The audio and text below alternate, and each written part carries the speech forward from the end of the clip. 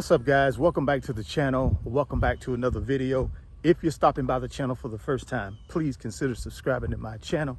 And while you're at it, smash that like button. I really would appreciate it. Also, hit that post notification bell so that you're notified every time I upload a new video. Be careful down in the comment section of the videos. A lot of spam, a lot of scammers. I will never ask you to contact me by WhatsApp or Telegram.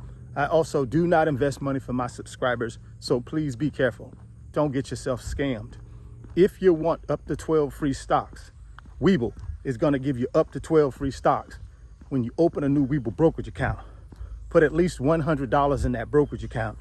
They're going to give you up to 12 free stocks for just trying out their brokerage app. There's a link down in the description box of the video. Click on that Webull link. Open up your new Webull brokerage account today. Go get that free stock. Go get that free money. I will also send you a Webull tutorial video to show you step by step how to make your first investment using the Webull app. All you got to do is send me a screenshot of your new Webull account and send it to my Instagram account at RichardFain28. Just send me a DM with that screenshot and I'm gonna send you that free tutorial video that I did using the Webull app to show you how to make your first trade.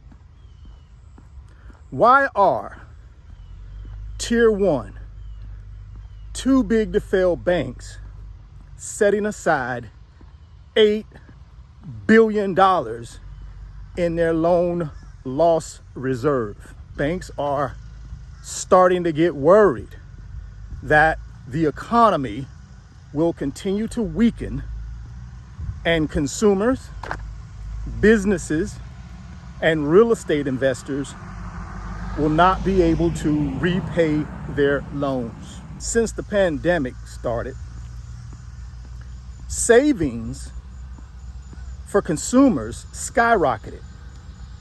Because on fears from the pandemic, people thought the worst. They completely stopped spending and started saving their dollars. They also got stimulus checks and they saved that stimulus money as well. So we had record savings during 2020 and 2021. But something changed midway 2021 for consumers. We started coming out of the pandemic. The country started opening back up. People started going back out to eat. People started going shopping again. And then what happened? People started taking vacations again and traveling again and started spending that savings. But while they were spending that savings, the Federal Reserve started to raise short-term interest rates to fight back inflation. That spending that the consumers were doing largely came from, like I said, their savings, but it also came from wage increases because our labor market was red hot. And people had no problem finding employment. The economy over the last 18 months added a lot of new jobs, especially in leisure and hospitality. So people had savings, people had employment, and on top of that, they were getting wage increases. So people started spending their butts off. The second thing is businesses. When the pandemic broke out, obviously businesses took a hit because the country shut down. But as the country opened back up, businesses had access to cheap money that they could borrow from banks. Also, they had a lot of stimulus programs as well for businesses. EDL, PPP, all types of government money that they were getting to encourage them to open back up their business and start business as usual again. All along, though, interest rates were being increased by the Federal Reserve once again to fight inflation. And then the third one is commercial real estate. And this is the one that really is concerning the big banks. Because see, with commercial real estate, you don't get a 30-year fixed rate mortgage like you would if you were taking out a personal mortgage to buy a home. Normally, you get a 3-year fixed rate, 5-year fixed rate, and if you're a really, really good customer, they may give you a 7-year fixed rate. Let's say they had an initial interest rate of 4%, but now that interest rate is going to be 8%. Cash flow can't cover it. So there is trouble brewing in the commercial real estate market. Big banks are worried about those three things, guys. Consumers, businesses, commercial real estate investors defaulting on their loans. So they're starting to set aside money in order to cover those losses. See, the way it works with banks is, especially banks that are publicly traded, if they don't set aside this money in their loan loss reserve, and all of a sudden they have all of these losses, and they didn't set aside money, guess what's going to happen? It comes out of their profits. And they do not want their profits impacted, because if their profits are impacted, guess what's impacted? Their stock price. And their shareholders are not going to be happy with that. So they're starting to be proactive and set aside this money, but that should raise a red flag for us. Remember, I talked about those consumers with that high savings rate during the pandemic, 2020, 2021. Guess what? In 2023, that savings is coming down, right? Consumers are getting to the point where they're at the lowest savings level in many, many years. Why? Because they've been spending like crazy. And one reason they've been spending is because of inflation. Cost of our goods and services are going up, so they got to spend more. So savings for consumers is going down in 2023. That's a problem. Also, that red hot labor market I talked about earlier in the video, that's cooling down as well.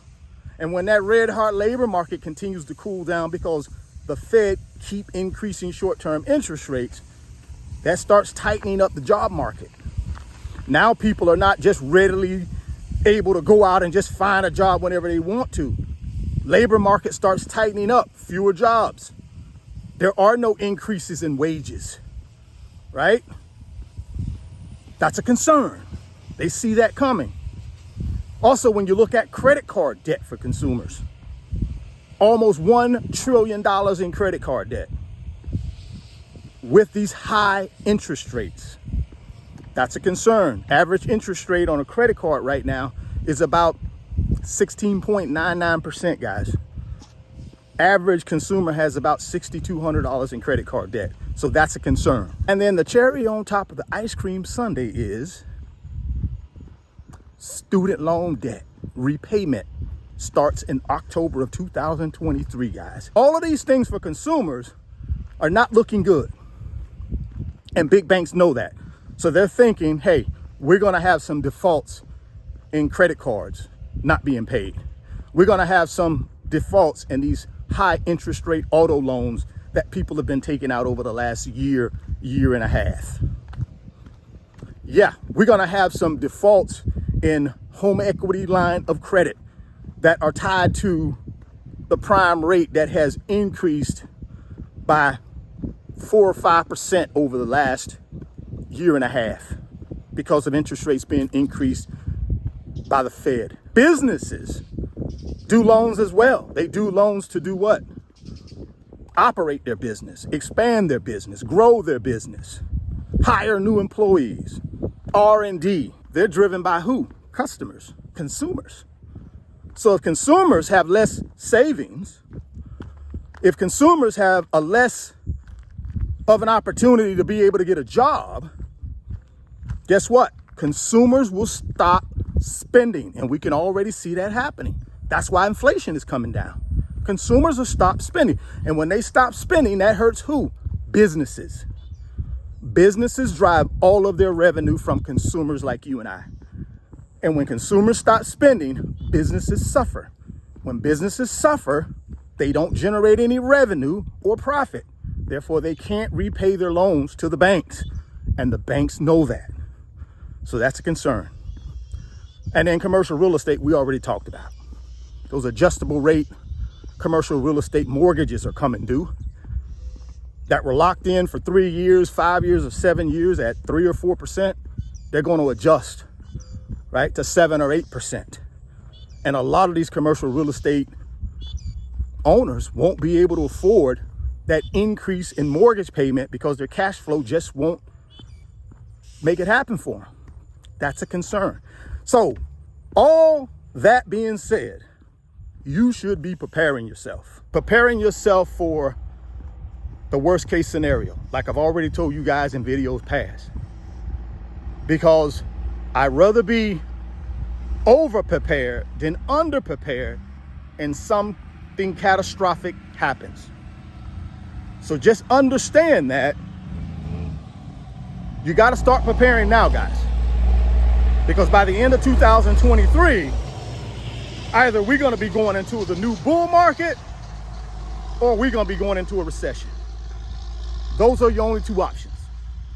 But prepare for the worst, which is the recession, and hope for the best, which is the bull market. And how do you prepare? Start getting your financial house in order, right? Stop spending money that you have no business spending on things you have no need for, right? Get your financial house in order. Make sure that you got your investment strategy set up and your dollar cost averaging into your favorite ETFs and your favorite individual stocks. Batten down the hatches, the financial hatches. Live on less than what you make. Live on a plan, which is a personal budget. Stay out of consumer debt and save and invest. If you do those things, you're ready to ride any financial wave. You're ready to get through any financial storm.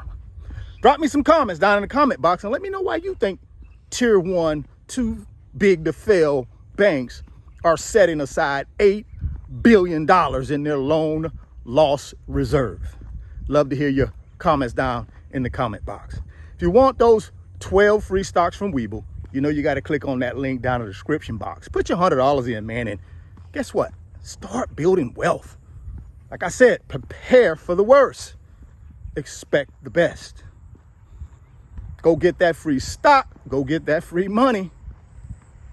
If you're stopping by the channel for the first time, please consider subscribing. Share the video. Smash the like button. Thoughts become things. If you can see it in your mind, you can hold it in your hands. You guys keep chasing your greatness. Never stop believing in yourself. And I'm going to catch you on the next video. Peace. Today's video is sponsored by my company, RF Financial Consulting. And in my company, I work with individuals just like you through financial mentoring and coaching sessions. And in those 1-hour sessions, we talk about strategies to help you get to your financial freedom, whether it be through real estate investing, stock market investing, creating additional streams of income, credit card arbitrage, or starting and growing a business. If that's something that you might be interested in, there's an email address in the description box of the video. Send me an email and let's discuss if I'm the right fit for you.